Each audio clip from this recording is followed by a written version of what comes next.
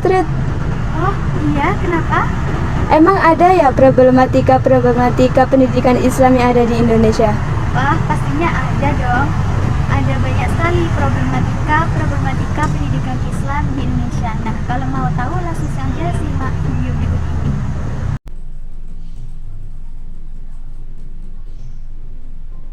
Assalamualaikum warahmatullahi wabarakatuh. Bismillahirrahmanirrahim. Alhamdulillahirabbil alamin, hamdan yuafi ni'amahu wa yukafi'u mazidah. Ya Rabbana lakal hamdu kama yanbaghi li jalali wajhikal karimi wa 'azimi sultanik. Allahumma salli ala sayyidina Muhammad wa ala alihi washabbihi ajma'in. Amma ba'du. Yang pertama-tama saya hormati Bapak Aris Mahmudi MAG selaku dosen pengampu mata kuliah Dasar-Dasar Pendidikan, dan yang saya banggakan teman-teman sekalian.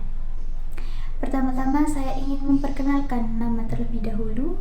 Saya Astrid Dwi Wiji Pristafiadini dengan nomor NIM 0023. Di sini dengan video kali ini saya akan menjelaskan tentang materi problematika pendidikan Islam di Indonesia.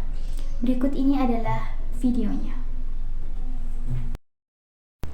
Nah, yang pertama adalah problematika. Apa sih problematika itu? Problematika adalah sebuah persoalan atau sebuah masalah yang masih belum terpecahkan masalah tersebut. Artinya dimaksudkan di sini problematika adalah sebuah permasalahan atau sebuah persoalan yang perlu dicari akar permasalahannya, kemudian dicari sebuah solusinya. Nah, problematika sendiri ini penting untuk dicari solusinya, perlu untuk diatasi. Karena apa? Jika problematika dibiarkan, maka akan secara terus-menerus terjadi sebuah permasalahan di kemudian hari. Kemudian, yang kedua adalah pendidikan. Pendidikan adalah sebuah upaya atau sebuah usaha untuk menanamkan nilai-nilai kognitif atau daya pengetahuan dan menanamkan nilai-nilai afektif atau aspek sifat, dan juga yang terakhir adalah menanamkan nilai-nilai psikomotorik atau aspek karakteristik. Nah, di Indonesia sendiri itu telah mengupayakan adanya peningkatan dalam mutu pendidikan di Indonesia. Salah satunya adalah upaya dengan perombakan atau perubahan sistem kurikulum pendidikan di Indonesia. Yang kedua, adanya sistem penataran guru atau tenaga pendidik. Pendidikan di Indonesia telah terjadi dengan efektif. Namun, apabila keefektifan ini tidak dikemas atau tidak diimbangi, tidak dibarengi dengan yang namanya bertujuan beribadah kepada Allah Subhanahu wa Ta'ala, maka akan menimbulkan sebuah bencana yang besar, yaitu bencana moral yang terjadi terus-menerus. Nah, seperti dalam kitab karya Imam Al-Ghazali, yaitu yang berjudul Siraj At-Talibin, sebagaimana yang dikutip oleh Syekh Muhammad Dahlan, menyatakan bahwa antara ilmu dan ibadah itu adalah dua mutiara yang tidak dapat dipisahkan. Artinya Allah mengutus ilmu dan ibadah kepada para nabi dan juga para rasul.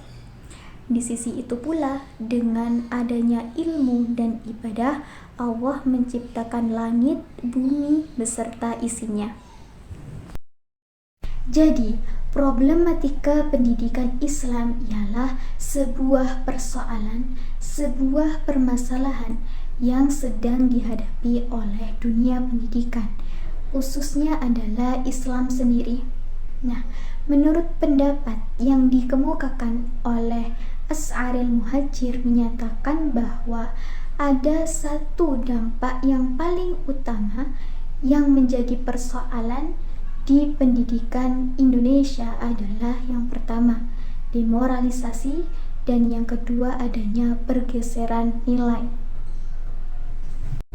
Adapun beberapa persoalan-persoalan atau problematika pendidikan Islam di Indonesia menurut Burlian Somad. Yang pertama, yakni adanya ketidakjelasan tujuan dari pendidikan itu sendiri.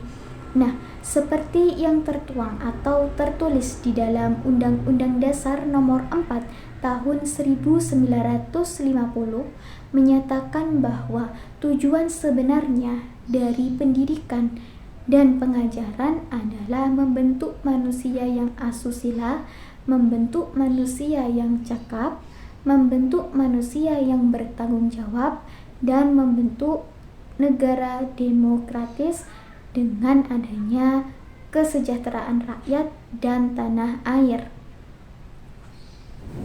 Pastinya tujuan tersebut disesuaikan atau berdasarkan dengan Pancasila dan kebudayaan sosial di masyarakat. Akan tetapi ketika kita melihat sebuah fenomena yang terjadi pada saat ini, kita bisa tahu bahwa yang terjadi pada pendidikan Islam di Indonesia adalah tidak tercapainya tujuan tersebut atau tidak jelasnya tujuan dari pendidikan sendiri. Nah, karena apa? Karena masih banyak penurunan moral, kemudian terjadinya konflik di antara masyarakat, dan juga adanya negara yang tidak demokratis. Tujuan dari pendidikan yang sesuai dengan Undang-Undang Dasar Nomor 4 Tahun 1950 pastinya didasarkan oleh Pancasila dan kebudayaan sosial di masyarakat. Nah, akan tetapi seperti fenomena saat ini yang kita hadapi, yang kita dapati, yang kita amati, yang kita lihat bahwa masih banyak penurunan moral di masyarakat, adanya konflik, perpecahan atau permasalahan di masyarakat juga antara masyarakat satu dengan masyarakat yang lainnya, dan juga tidak adanya negara yang demokratis. Nah, adapun di sini menurut indikator Hasan Al-Bashri tercapainya sebuah tujuan pendidikan, yakni yang pertama adalah tercapainya anak didik yang cerdas. Maksudnya cerdas di sini ia mampu mengatasi dirinya sendiri dari sebuah persoalan-persoalan yang ada. Dia mampu cerdas menyelesaikan masalah yang didapat. Kemudian yang kedua adalah tercapainya anak didik yang sabar dan juga saleh emosionalnya. Nah, maksudnya apa? Maksudnya di sini ia akan sabar dalam menghadapi sebuah persoalan yang masuk atau persoalan yang didapatinya, sehingga dia akan menjadi orang yang dewasa karena mampu bersabar dalam hal atau dalam permasalahan yang didapat. Kemudian yang ketiga adalah tercapainya anak didik yang memiliki kesalehan. Nah, ini maksudnya adalah anak didik ini nantinya akan masuk pada rel-rel tujuan yang sudah ditentukan oleh Allah Subhanahu wa Ta'ala.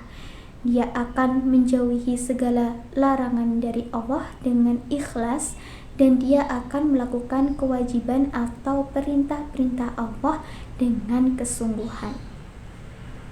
Problematika yang kedua adalah ketidaksesuaian kurikulum. Banyak sekali sekolah-sekolah yang memiliki berbagai jenis mata kuliah, sehingga di sini para sekolah ini lebih condong pada teori-teori saja tanpa adanya praktek. Sehingga apabila ada lulusan dari sekolah atau perguruan tinggi yang diterjunkan langsung ke dalam masyarakat, mereka tidak memiliki skill, hanya diam karena tidak tahu. Sehingga di sini dibutuhkan sekali yang namanya praktek. Agar apa? Agar dapat membuat peserta didik, para lulusan-lulusan ini nanti bisa mandiri, bisa menyelesaikan persoalan yang ada di dalam lingkungan masyarakat. Kemudian yang ketiga, yakni adanya ketiadaan tenaga pendidik yang cakap dan tepat.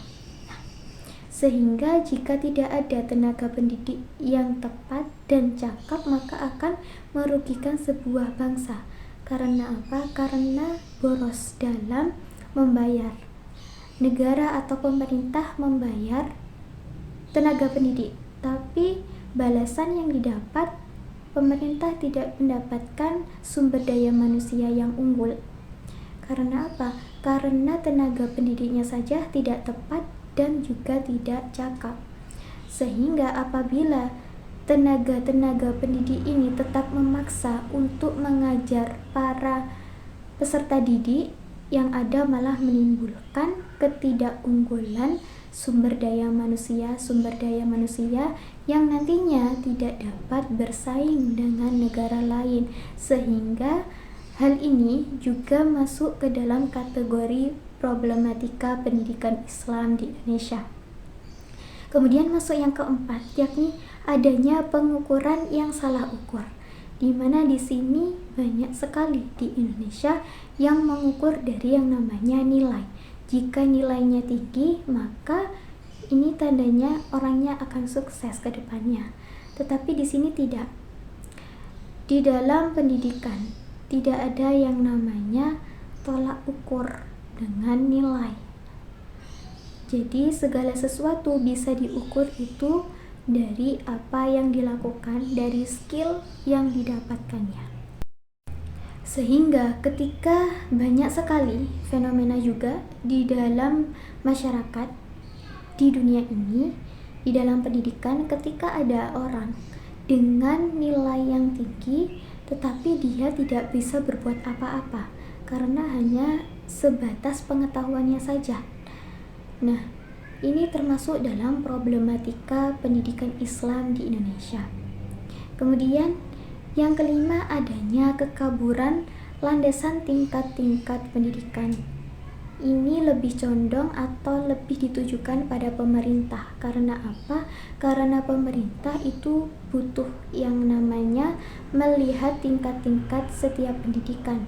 Apakah tingkat-tingkat pendidikan tersebut sudah sesuai atau sudah disesuaikan dengan perkembangan fisik dan mental anak, atau hanya sekedar ikut-ikutan atau mencontoh dari negara lain.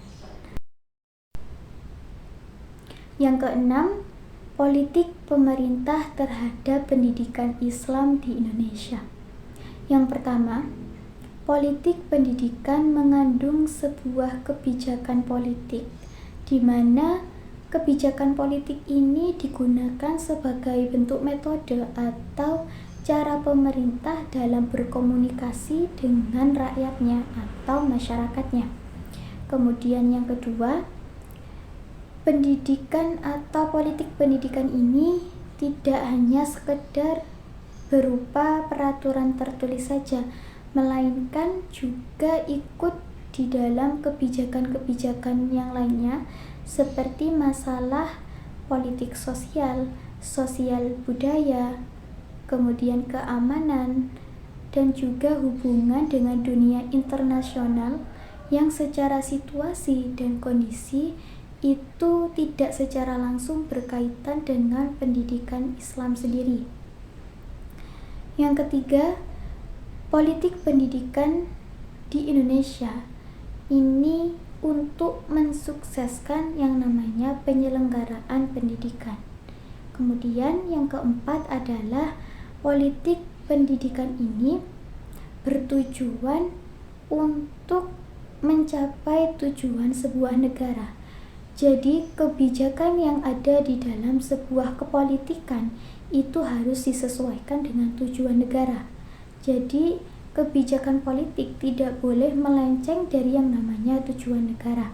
Kemudian yang terakhir, yang kelima, yaitu politik pendidikan merupakan sistem penyelenggaraan pendidikan. Jadi di sini secara tidak langsung pendidikan harus disesuaikan dengan yang namanya kebijakan politik yang ada di suatu negara. Yang ketujuh adalah kurangnya jam pelajaran agama di sekolah-sekolah. Nah, salah satu penyebab yang paling utama seorang pelajar tidak dapat memahami, menghayati, atau bahkan menerapkan ajaran Islam adalah karena kurangnya jam pelajaran agama di sekolah ini. Sehingga seorang pelajar tidak akan mempunyai sebuah bekal dalam menghadapi dunia ke depannya atau dalam menghadapi globalisasi yang terjadi pada saat ini dan masa yang akan datang. Sehingga banyak sekali yang saat ini, fenomena saat ini yang bisa kita lihat di mana seorang pelajar banyak terlibat tawuran, perundungan, pencurian, dan lain sebagainya. Kemudian masuk yang ke-8 yaitu quantum teaching dalam perspektif pendidikan Islam. Nah, quantum teaching di sini itu adalah sebuah model pembelajaran yang dilakukan dalam suasana menyenangkan dan juga dalam suasana yang nyaman. Jadi di sini seorang pendidik itu akan menghilangkan yang namanya hambatan di dalam sebuah pembelajaran pada para peserta didiknya. Sehingga di sini banyak sekali adanya interaksi antara seorang pendidik atau guru dengan murid-muridnya. Nah, pendidikan Islam di Indonesia sendiri itu masih belum ada yang namanya quantum teaching ini. Quantum teaching di sini maksudnya adalah yakni menerapkan sebuah model pembelajaran yang menyenangkan dan nyaman di mana seorang pendidik ini berusaha untuk menghilangkan hambatan-hambatan yang terjadi di dalam peserta didik dalam sebuah pembelajaran. Nah, di sini di dalam quantum teaching ini banyak sekali interaksi antara seorang pendidik dengan peserta didiknya. Akan tetapi pendidikan Islam di Indonesia belum ada yang namanya quantum teaching ini karena Indonesia masih dalam negara yang tertinggal baik itu secara ilmu teknologi dan lain-lainnya dengan negara lain. Secara eksplisit belum ditemukan di dalam pendidikan Islam ini yakni sebuah model quantum teaching tersebut. Dikarenakan pendidikan Islam sendiri ini sudah tertinggal dengan ilmu-ilmu pendidikan atau ilmu-ilmu Islam yang lainnya seperti fikih, usul fikih, dan lain sebagainya. Kemudian persoalan atau problematika yang paling akhir yakni yang ke-9 adalah peranan pendidikan Islam dalam menumbuhkan kecerdasan emosional. Banyak sekali masyarakat yang mengkritik adanya pendidikan di dalam kalangan anak muda sekarang, di mana seorang pelajar dan lulusan pendidikannya itu tidak memiliki sebuah adab.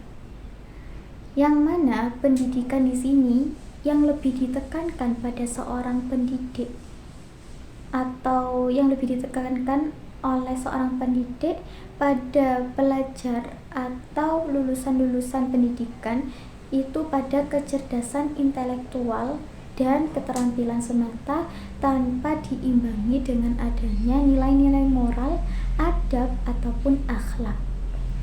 Sehingga hal tersebut merupakan salah satu bentuk problematika pendidikan Islam di Indonesia saat ini yang masih belum dapat teratasi dengan maksimal. Nah, adapun beberapa solusi-solusi yang dapat mengatasi sebuah masalah atau problematika di Indonesia, yakni adalah khususnya dalam problematika pendidikan Islam di Indonesia. Yakni yang pertama ada reformasi pendidikan. Reformasi pendidikan di sini dimaksudkan bahwa seorang guru atau seorang pendidik itu tidak hanya mengajarkan ilmu pengetahuan, tetapi juga memanusiakan atau mempelajari pelajar. Adapun beberapa solusi yang dapat mengatasi permasalahan atau problematika pendidikan Islam di Indonesia. Yakni yang pertama adalah reformasi pendidikan. Reformasi pendidikan di sini dimaksudkan adalah seorang pendidik tidak hanya mengajarkan ilmu pengetahuan kepada murid atau pelajarnya saja, tetapi seorang pendidik juga menunjukkan jalan kepada para peserta didiknya untuk ke arah yang lebih luas lagi. Nah, salah satunya adalah dengan mendukung atau dengan adanya sebuah peningkatan literasi, ada dukungan literasi. Contohnya adalah seorang pendidik ini diupayakan untuk mendorong adanya gerakan membaca atau menulis yakni literasi, dan adanya gerakan meneliti untuk digunakan sebagai hal yang bermanfaat di kemudian hari. Dengan kata lain, tugas dari seorang pendidik adalah membelajarkan pelajarnya sendiri. Adapun berbagai jenis macam sumber yang bisa diperoleh oleh seorang peserta didik, yakni bisa melalui perpustakaan, taman baca, museum, toko buku, dan lain sebagainya. Untuk mengatasi ketidaksesuaian kurikulum di dalam sekolah, diperlukan dengan namanya tidak membebankan pada materi atau teori-teori belajar saja, sehingga hal ini perlu disesuaikan dengan yang namanya sebuah fenomena atau kenyataan yang terjadi di dalam masyarakat. Jadi tidak sekedar pada teori saja yang dipelajari di sekolah, tetapi juga disesuaikan dengan yang ada, dengan permasalahan atau kebutuhan yang ada pada masyarakat.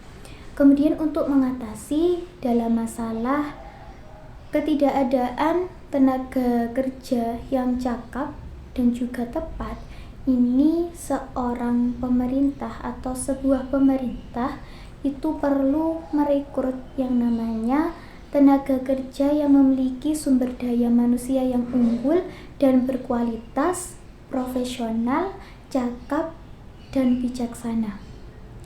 Artinya di sini diperlukan agar dalam sebuah pendidikan ini bisa bersaing dengan negara-negara lain dan tidak tertinggal dengan negara-negara yang sudah berkembang maju. Adapun beberapa syarat lain yang harus dimiliki oleh tenaga pendidik, yakni minimal harus memiliki yang pertama, kedewasaan dalam hal berpikir. Yang kedua, memiliki kecakapan. Yang ketiga, memiliki sebuah kekuatan atau kuatnya kepribadian. Yang keempat, yakni memiliki kondisi sosial ekonomi yang cukup. Kemudian yang kelima, yaitu memiliki kekompakan dalam satu tim, yakni serumpunan dengan para pendidik. Dan yang terakhir adalah komunikasinya yang baik. Kedua adalah kembali kepada pendidikan Islam yang berkarakter. Nah, menurut pendapat yang dikemukakan oleh Yusuf Qaradawi di dalam kitab Muhammad Tijani, ada beberapa karakter yang tidak boleh dikesampingkan bagi pendidikan, yakni yang pertama adalah karakter Rabbaniyah atau ketuhanan. Nah, di sini segala sesuatu jenis kegiatan pendidikan harus didasarkan dan berpedoman kepada Allah Subhanahu wa Ta'ala. Yang kedua adalah karakter insaniyah atau manusia. Di sini manusia harus menerapkan yang namanya rahmatan lil alamin di dalam dunia pendidikan. Yang ketiga adalah karakter asyumul atau universal. Maksudnya adalah karakteristik Islam ini cocok digunakan di dalam semua zaman. Kemudian yang keempat ada karakter al-wasatiyah atau moderat dan al-tawazun atau keseimbangan. Kemudian yang kelima ada karakter al-waqi'iyah atau konstekstual, di mana maksudnya di sini adalah bahwa manusia ini memiliki karakter yang berubah-ubah. Yang keenam adalah karakter al-wuduh atau kejelasan. Maksudnya di sini adalah Islam memiliki kejelasan dalam hukum-hukumnya, dan kejelasan ini nampak pada fikih atau usul fikih dan juga qawaid. Kemudian yang terakhir adalah paduan antara tawur yaitu transformasi dan sabat atau konsisten. Maksudnya adalah Islam di sini itu mampu memadukan antara konsistensi dengan keabadian syariat dan ajarannya dengan keluasannya. Nah, itulah sedikit penjelasan yang bisa saya sampaikan, yang bisa saya jelaskan mengenai problematika pendidikan Islam di Indonesia. Intinya yang bisa ditarik dari semua keseluruhan materi bahwa yang pertama, setiap ada problematika di dalam sebuah pendidikan Islam, maka perlu dicari sebuah solusinya. Tapi sebelum masuk pada solusi, kita cari dulu akar permasalahannya itu seperti apa, baru kita temukan sebuah solusinya. Mengapa harus ada solusi dalam memecahkan permasalahan atau problematika pendidikan di dunia atau salah satunya di Indonesia sendiri, yakni dalam pendidikan Islam? Karena ketika kita semakin tidak ketika kita mengabaikan adanya sebuah problematika dalam pendidikan, terutama Islam, maka akan menghasilkan dampak yang besar, dampak negatif di kemudian hari yang secara terus-menerus dan secara berlangsung itu menimbulkan sebuah masalah. Intinya ketika sebuah problematika sudah besar, maka solusi yang dibutuhkan juga akan semakin susah dicari. Mungkin itu dari saya dan semoga bermanfaat. Apabila ada kurang lebihnya saya mohon maaf. Terima kasih dan wabillahi taufiq wal hidayah. Wassalamualaikum warahmatullahi wabarakatuh. Nah, sekarang udah tahu dong apa aja problematika pendidikan Islam di Indonesia dan juga solusinya. Oke, sudah. Nah, salah satunya juga yang menjadi problematika pendidikan Islam di Indonesia adalah adanya sikap perspektif masyarakat terhadap pendidikan Islam di Indonesia. Nah, di sini kebanyakan lembaga pendidikan yaitu berupa sekolah terletak di pedesaan. Jadi di pedesaan itu lebih banyak yang namanya madrasah dibandingkan dengan perkotaan.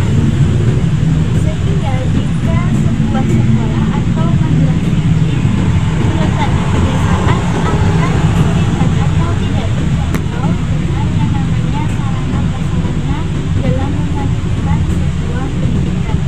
Akan tetapi jika sebuah madrasah ini terletak pendidikannya di perkotaan, maka akan semakin memajukan sebuah pendidikan Islam itu sendiri di Indonesia.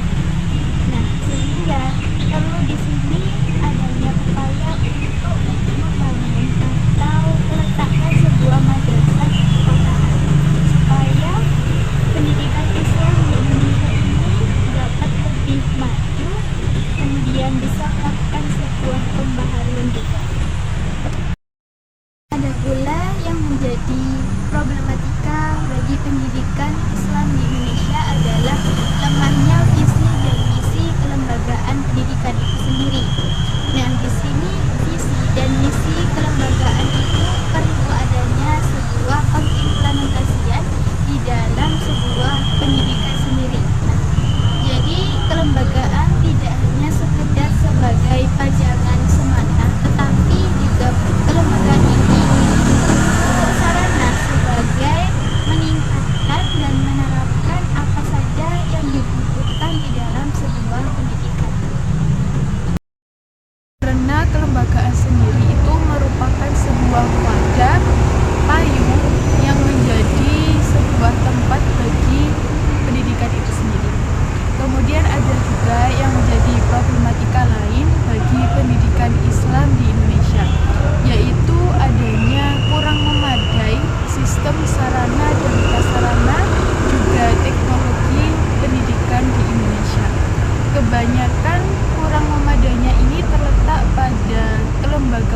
atau sebuah madrasah yang terletak di pedesaan.